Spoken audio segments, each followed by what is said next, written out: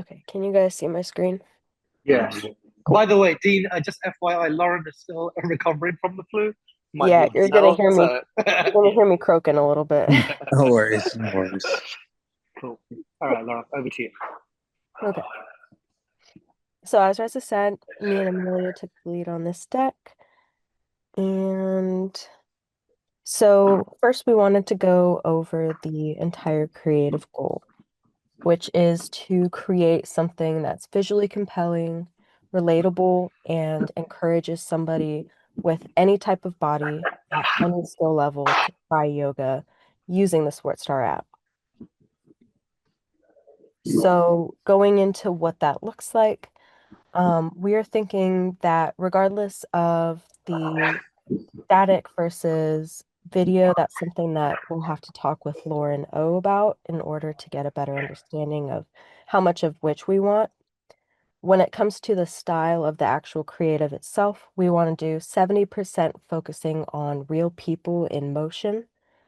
That will help build familiarity with the trainer, trust with the program, and overall relatability. Since we're human, we see a human face. We're more likely to relate to that than a visual, or sorry, than a graphic. Um, and then we want to use the remaining 30% towards that text forward or illustration, motion graphic forward graphic, using attention grabbing keywords and hopefully boosting interest with the colors that we are able to use through that as well. When I say real people in motion, these are some examples of what I'm talking about. So as you can see, we still have text, we still have bits of motion coming in or motion graphics coming in, but those are pretty minimal and they let the subject, the person themselves be the main focus.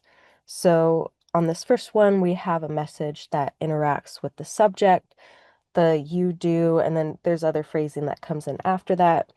Um, it appears behind the subject. And so the woman still remains the key focus of that particular ad. Moving on to the second one, we have a simple indicator of X and checks in order to quickly indicate how to align your body or how to properly pose for one of these yoga positions. For the third example, we have a mixture of gorgeous visuals, including gorgeous background, color usage, and subtle product placement. And I believe that that will also help to gain trust with the audience, since I don't know if you have this experience, but from a viewer perspective myself, I'm less likely to spend time on an ad if the product placement is more obvious, I guess. And then moving to the last example for real people, we have a short, simple message followed by the creator. So it has this tight hips, try this yoga flow flashes up on the screen. And then right after that, it's a shot of the creator talking one-on-one with the camera and giving some instruction after that point through a voiceover. And I thought that that layout was very nice. Moving on to text, illustration, and graphic based. As you can see, our first one is just a quick infographic for 10 basic yoga poses. The second one is a sequence guide. That particular example had some minimal motion graphics going on, so I believe most of each of the poses had at least one extremity moving. And so that I thought was a nice touch in order to gain interest. Moving on to the third example, we have a try this, not this sort of situation. And so this is just a really quick, really easy way to communicate to the audience. Here's what you should be doing instead of this certain thing, which is a common beginner mistake. And then moving on to the last one, we have just illustrated carousels. So in this example, 7 morning yoga poses, and each carousel slide showcases a different one. Moving on, we have our key creative focus areas, the first of which being diversity and adaptability. So we want to consider showing adaptive yoga demonstrations, targeted pose selections, and messaging that feels relatable instead of aspirational. Some examples of how this can look when it comes to the actual setup and everything includes offering seated pose positions, wall-supported stretches, chair yoga, etc. Different clothing options to include on Sangeeta herself, including athleisure, everyday clothes, professional attire, etc. This, I think, could be a helpful thing to help hone in on A, B, and C testing so we can see what audience groups tend to, I guess, relate more to whatever the instructor is wearing. Third point, instructional ads. So these should be beginner friendly. These should let Sangeeta's form speak to her abilities rather than having her perform complex poses that might alienate some of our targeted audiences. Moving on, we have infographics and illustrations. So these should include a variety of different body types, skin tones, ages, etc. Again, to help feel more inclusive, feel more relatable, and help get the audience more interested in the program. We want the movements to be achievable, gentle, um, and also offer suggestions for modifications. I could see that being difficult for some of the shorter form content, but if we decide to potentially move into some longer form ads, I think that that could be a really good thing to keep in order for us to stand apart from other yoga ads. And then finally, avoiding idealized, detrimental yogi tropes. All of this should have messaging and visuals that center around the 5 topic clusters that Reza and Maria have talked to you guys about previously. I'm just going to give you a quick reminder on what those were. First one, joint pain in the morning. Second, anxiety and sleep. Third, chronic pain. Fourth, wellness breaks. And the fifth being downloadable routines. Hey, Lauren, could you elaborate on what you meant by the detrimental yogi tropes, Sure. please? So for that, I was thinking more along the lines of, so there's a few different types that come to mind. The first one is kind of like the grind set sort of thing. So some yoga instructors tend to be like, this is what you need to do in order to fix this thing, and basically leading up to unrealistic promises or unrealistic goals. And a lot of our audience is going to be people who don't already participate in yoga every single day or consistently or what have you. And so I think that could lead to either alienization or a lack of trust within the brand itself because it's like, oh, here's these guys promising a whole bunch when this isn't actually attainable. That Second makes one sense. is just like I think I don't know how to describe it with words very well, but there's a particular type of person that you imagine when you imagine yoga just within mainstream media. And my brain goes back to like 2010, 2015 influencers, a lot of which were, super thin, super restrictive eating, things like that. So we want to avoid those.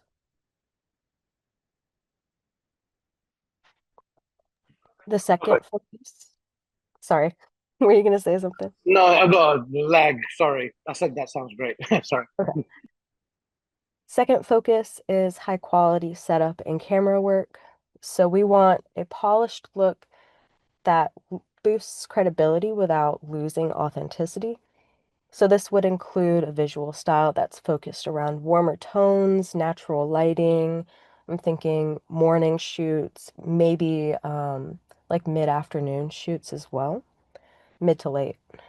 Then we have a use of wide shots or a various close-ups in order to show full movements, but also in order to show detail. So, for example, we could have a close-up on hand placement. Maybe that's Sangeeta's hands in the improper placement, moving into the proper, or some other thing. That's just an example. And then moving on, we also have clean, peaceful spaces for the environments that these are going to be shot in. So examples include living rooms with not a whole bunch going on in the back. That way Sangeeta remains the focus. Patios, beaches, minimal studios, kind of all around that same theme of Sangeeta should be the main focal point, and it should also still remain peaceful and calming. I was also thinking it could make sense to use pops of Sports Stars brand colors in outfits, mats, props, just so that we have that subtle integration and we're not being too overt with the branding or anything. Next, we also have unexpected angles, such as over the shoulder shots, ground level shots, top down angles.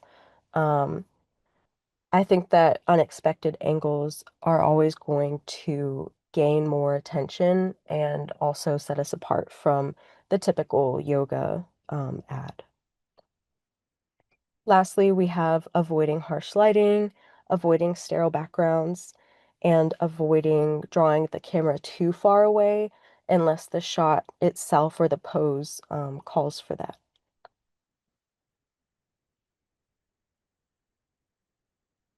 For our third focus, we have strong typography and cohesive brand visuals. So you'll see text that supports the story, text that guides the eye. We also want to make sure that that emphasizes sports star lingo as well. So the typography should be reflective of bold, short headlines. We should ensure that the type color remains accessible, so it has good contrast for readability. Balance movement and copies. So we'll have about 3 to 7 words appear on screen at maximum, and that will just make it so that the viewers can read the stuff and not feel rushed. Then we have use of brand colors for text highlights, CTAs, and yoga gear or background elements, kind of touching on that previous call that I had on focus number 2. And then we also have light watermarks or badges in the corner of the videos, as well as an end card animation that includes the verbiage, "Everybody is a sports star," paired with appropriate CTAs.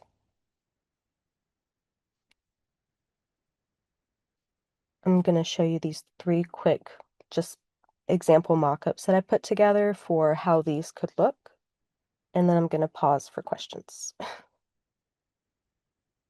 or comments or concerns. No, this is great. And we have I meant to give it to Reza yesterday, but we have like sports stars mats Oh and yeah, bags and that's towels and right. stuff I like that. So forgot. you can definitely work with that subtly.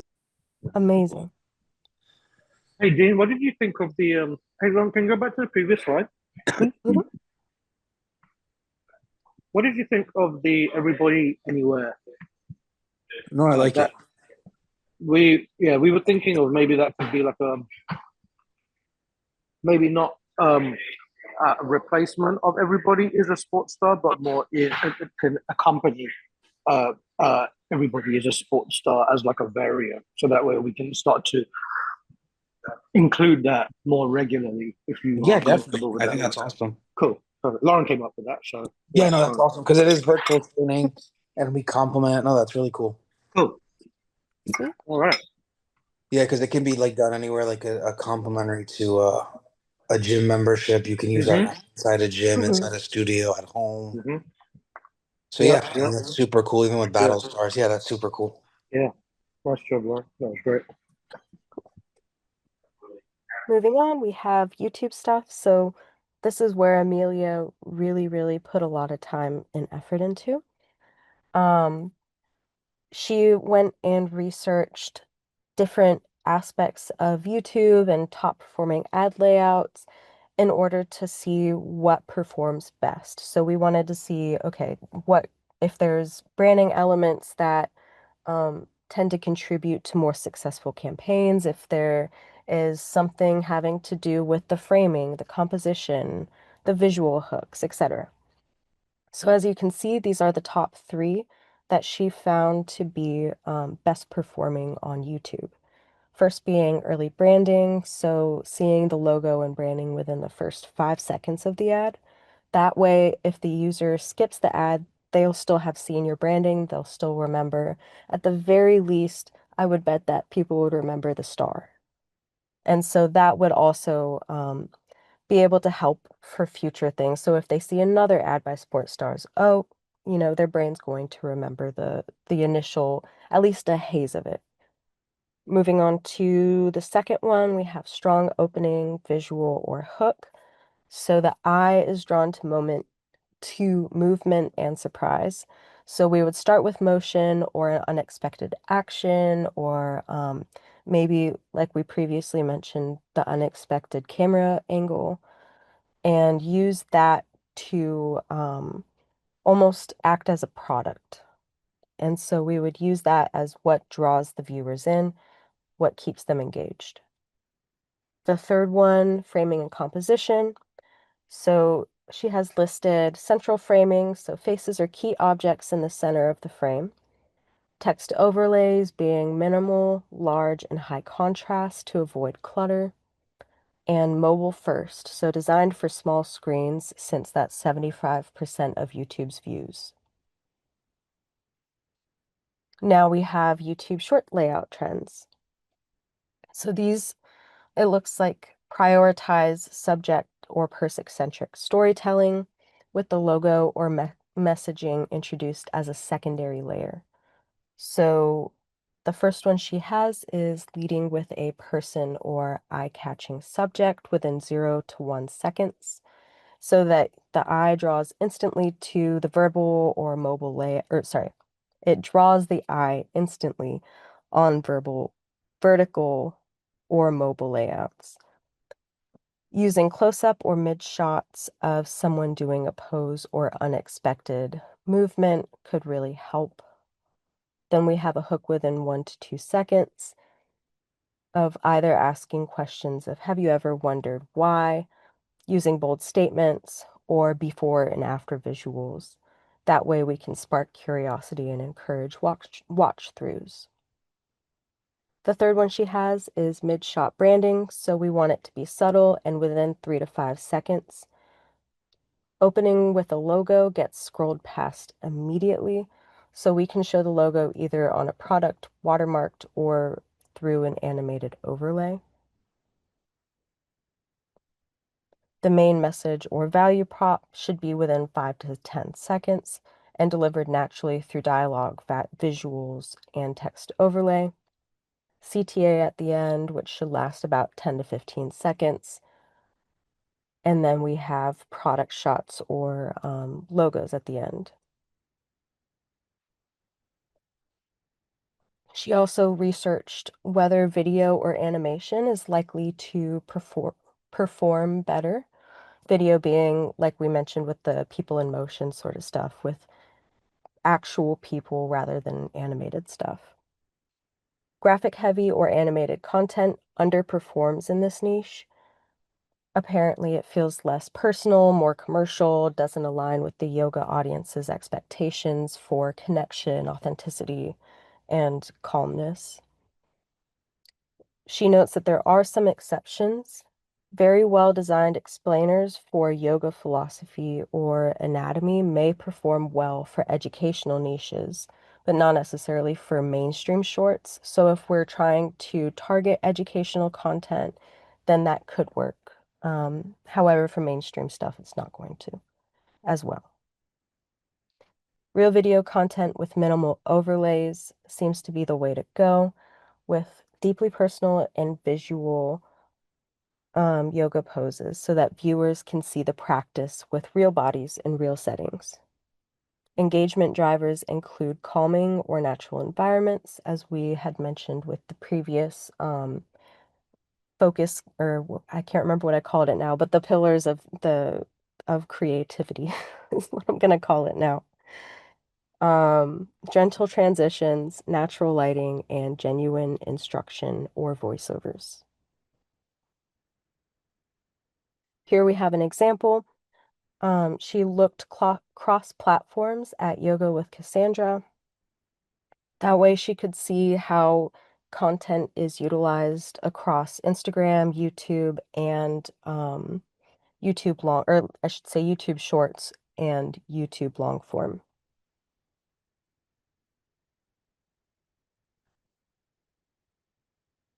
So what's the plan?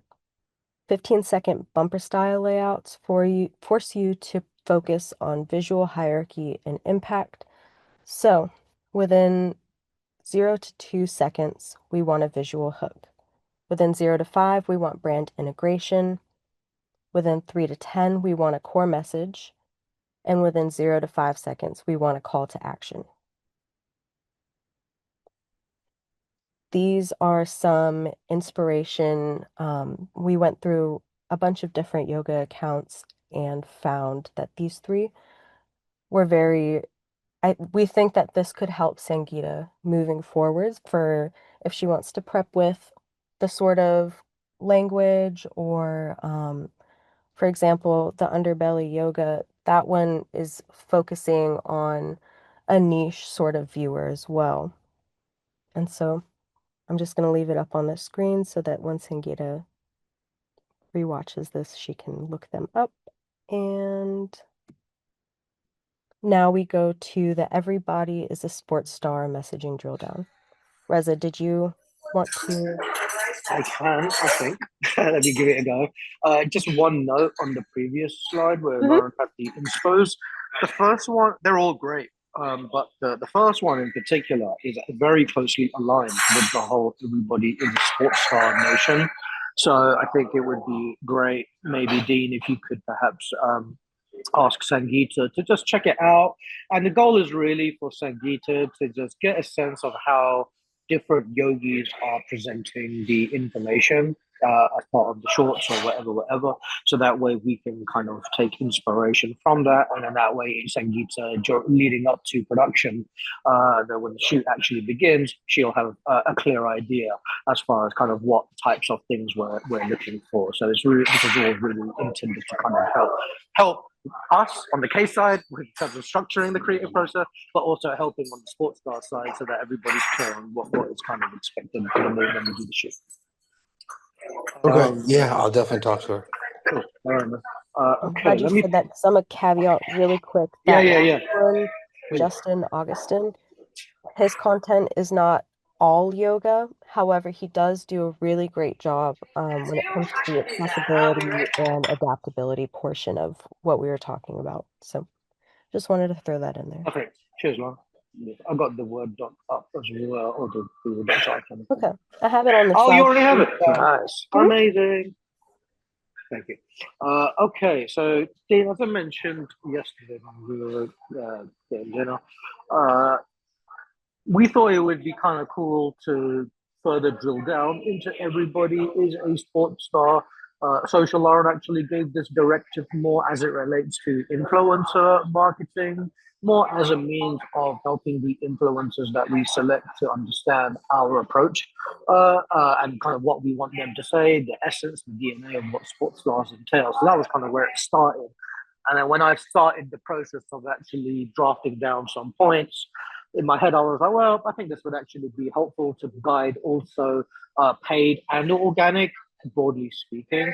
So I ultimately created three different versions of the messaging drill down. The first is the general, the second is the desk-bound millennial, and the third one is the burnt out mark. So here on the screen, we've got the first one. General is really intended to be, view this as brand encompassing, right? It's campaign agnostic, it's persona agnostic.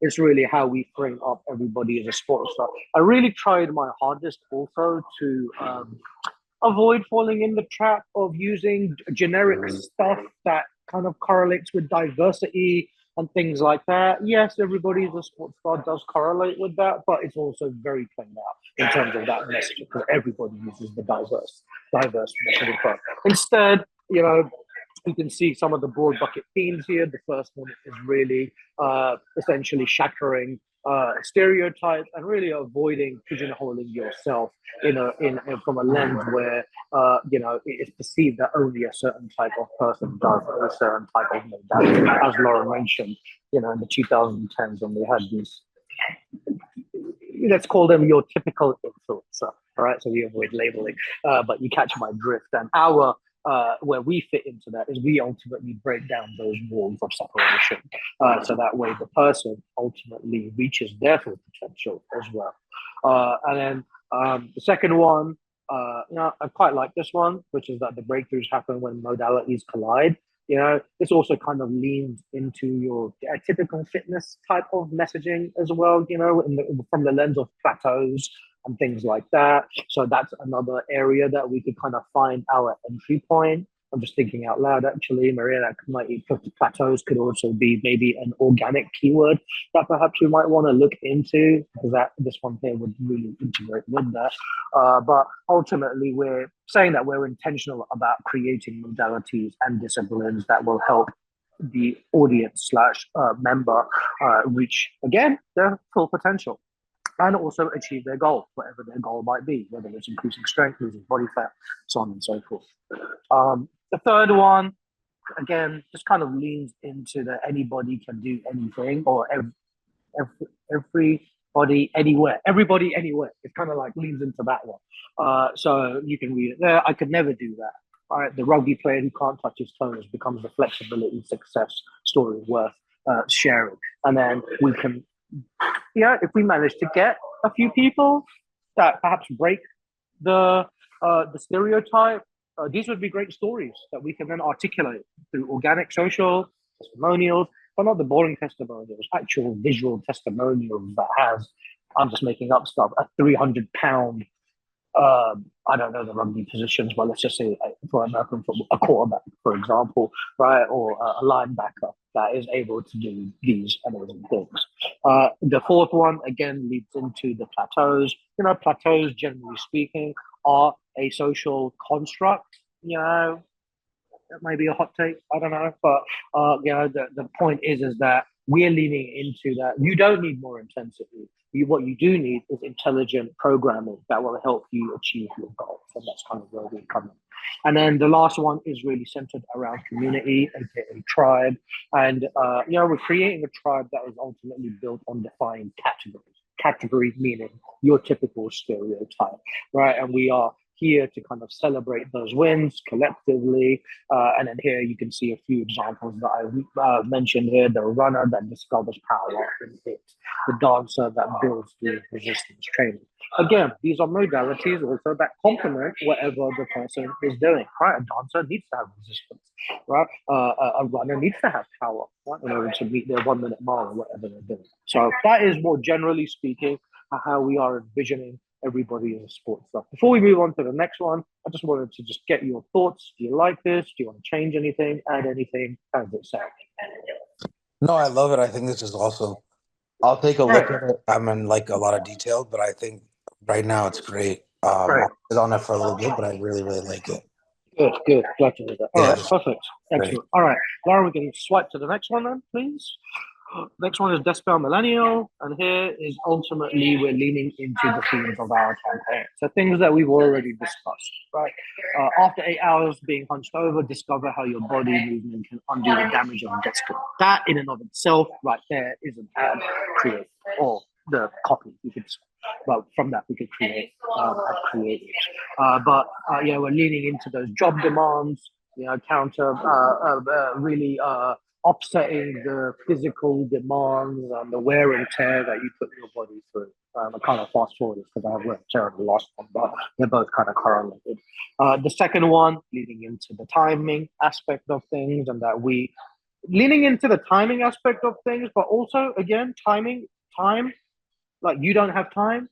That type of messaging is kind of played out as well. So kind of leaning into the modality mixing side of things and how that relates to time, and that the more you mix the modalities, the more effective you will be able to achieve your goals. And it also in the process, you don't have to spend an hour or an hour and a half in the gym, right? This is where, again, the smart programming comes into play. I really like the third one, which is digital burnout. Right, we all know about physical burnout. The digital burnout is basically staring at the screen all day long, and the damage that is doing just to your, as you can see here, the neural pathways, what's happening, the effect that it's having on the brain. These are all messaging points that we can kind of lean into. I view this more as kind of like an awareness type of play. Like Hari, for example, I'm sure Hari's there, but yesterday, Hari, you were asking about like the type of organic social content. Right, so these would be broad bucket themes of what those would fall into. So, we wouldn't create 10 ad creatives on digital burnout, but maybe educating the audience through organic social on what digital burnout means could be a good way to go. So that way, again, we see the ad, they might not follow through, but they might go on to the social, and then that way the journey will continue. The fourth one is again escaping the rigidity of the work week, and instead really encouraging fitness exploration, as opposed to, okay, 6 o'clock, I'm going to go to the gym because that's what I've been told to believe, and that's what I've been doing for the last 5 years, like a robot. All right, we're trying to break that cycle and instead really encourage exploring new things as well. And then the last one, I kind of alluded to this with the first one, but it's the wear and tear that we all know that happens with desk life, right? Kyphosis, aka rounded shoulders, wrists, carpal tunnel syndrome, all of these things that occur, right? And what we're proposing is that our challenge is going to essentially offset all of these annoyances that you encounter. So hopefully by the end of the 30 days, you're going to feel brand new. Right, and you're going to escape some of those things that, like right now, for myself, like I got a really bad like thing going on the left side of like my neck. I don't know if I slept wrong, or I don't know, maybe from the driving, but this is kind of like the wear and tear. So if I saw something that was like, hey, do this movement to alleviate your neck pain in 3 seconds, I would do that, and I'm sure other people would as well. So before we move on to the burnt out mom, again, just want to pause it real quick. Are we good with this? Any comments? Ian, over to you. No, I think it's really good. And Hari's here, so she saw that was really good. Great, perfect. Okay, Laura, we can swipe it into the burnt out mom. So, Maria was very helpful in, yeah, I'm not a mother, obviously, yeah, but Maria is, and as is Amelia. So Maria was helpful in kind of screening some of these things to tell us whether we're on the money, and she did actually propose a new one, which I'll get to. But just to start from the top, all right, again, being a mom doesn't delete being an athlete. All right, take part in our challenge, rediscover parts of yourself through disciplines that you never tried before. Motherhood should not be a stress on your physical performance or your physical goals or mental goals. Second one, fitness microdoses for mom life. Again, right, moms they ain't got time to be going in the gym for 90 minutes after they clock off work. They'll go back, pick up the kids, do all the stuff that moms do that I'm sure Maria can articulate. Yeah, and we're going to lead into the snappiness and the efficiency of the workouts. So drop in for 10-minute cross-training bursts, drop in for a 10-minute stretch session, blah, blah, blah, blah, blah. Again, making it seem attainable is the key, which again kind of ties in with what Lauren just went through on the deck. It's really being clear that we are not targeting the advanced yogi here. We're targeting the person that wants to get involved, that doesn't have the time, and that is actually looking to make a change in their day-to-day life. The third one is really leaning into the children and showing the children, the mother's children, that your bodies are not limited by type or age, and maybe we might even get kids engaging in some of the programs, and that would make for really cool social content as well if we were able to get a couple of stories like that. Maybe, I'm just saying this out loud, maybe we can even potentially, let's say, manufacture an environment that looks like that we can then use as a content opportunity. That would be kind of cool. The fourth one is ultimately the demands that motherhood places on you just in and of itself, and then layer that on top of having a 9 to 5 or a 9 to 9, depending on where you're working, and being able to really invite people to partake, knowing that it is ultimately going to help them with their unpredictable lives, their energy levels, So on that note, energy level. So this is for Hari another thing, right? If we're thinking about burnt out moms, we don't need to always go into yoga. We can talk about foods that would energize. Not necessarily moms, anybody, but speaking specifically to moms. So it could be, for instance, education on the high glycemic index, for instance. What types of foods fall into that? What even is a high glycemic index? Which is ultimately, foods that are rich in sugar that will spike energy, like fruit, rice, things like that. And then the last one is what Maria had actually suggested, which is more keeping up with the kids, right? And this is not just training, this is actually training with intention. So that way, when you're chasing toddlers, you're lifting them up, things like that. It's not that the mothers are falling behind. Instead, they're able to also notice an increase in energy where they can actually, where it now is benefiting their day-to-day life, which is the key with this entire challenge, is that it is not just a yoga challenge. It is a challenge that is designed to improve and help you practically in your day-to-day life, in your work, when you're off work, when you're sleeping. All of these things are messaging points of things that we would lean into. I think that is the last one. How do we feel about the burnt out mom messaging? No, this is awesome. I think this is really good. Cool, perfect. I think, Lauren, have you got any more slides after that? Is this the last one? Next step. Yeah, just next you, step. right? Or am I going through this? Can't remember. I don't remember. All right, I can go through it. Okay. So next step ultimately would be number one. If we've got your approval with this initial plan, we would correlate the creatives now with the topic clusters that Lauren and Maria and I went through in the last week, a couple of weeks ago. And then from there, we would then start to narrow down the creative / the shot list, figuring out what really we're doing on the production side. Corbin's going to get this recording as well so that he's clear on what is expected day of the shoot in terms of angles. He's already seen this deck, a previous version of it, but this is also to help guide the production crew, including myself, in terms of what we're going to do the day of.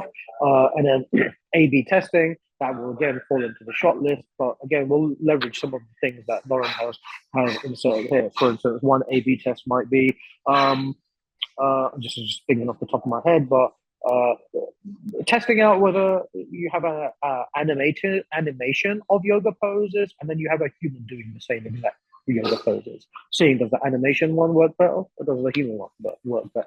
Based on Lauren and Amelia's assessment, I would argue that likely the latter would work better, which is real people in motion. And then the last one would ultimately be determining what is going to be the date that we set forth for production. This is where we just kind of need to be glued at their hip because one, just to say it out loud, last campaign, as everybody knows, was very intense period. We're trying to reduce the overall intensity this time around by having clear delineations as far as what needs to happen when. So the first step that will be is going to be the shot list and understanding what correlates with what. Then we will figure out how much time Lauren and Amelia will need to edit and layer on graphics. I will need to also layer on time for my own self. As you might recall, I spent a lot of hours in the editing room the last go around. So these are all the things that we want to factor, so that way we can reverse engineer and launch by our date of September 1st. And likely, I have to look at the schedule again, but I think Lauren usually likes to launch Social Lauren likes to launch about a couple of weeks prior to the campaign, so we build some awareness before the challenge is officially in motion. So with that, if we're under the impression that, let's say, mid-August-ish, again, I don't have the schedule in front of me, so say mid-August is roughly when we plan to launch, then everything kind of reverse engineers from that day. In an ideal world, by August 1st, I would ideally like to be in a place where everything is locked, loaded, so that way that gives Social Lauren a whole 2 weeks to set up the campaign, load up the ad creatives, direct Amelia, Maria, and Lauren, as far as any adjustments on copy and creative, so on and so forth. But that's kind of what we're hoping for in terms of the timeline and the next steps. How does this sound, Dean, to you? Does it sound okay, timeline? And next steps, gentlemen? Yeah, this is great. I think this is I think that's perfect. And I think August is definitely doable. We're coming on June, so I think a couple months to get everything we need. Yeah, perfect. Plus, like the Facebook, Yeah. just let us know, and then I think she just sent out something. So I'll make sure everything's running properly. Okay, perfect.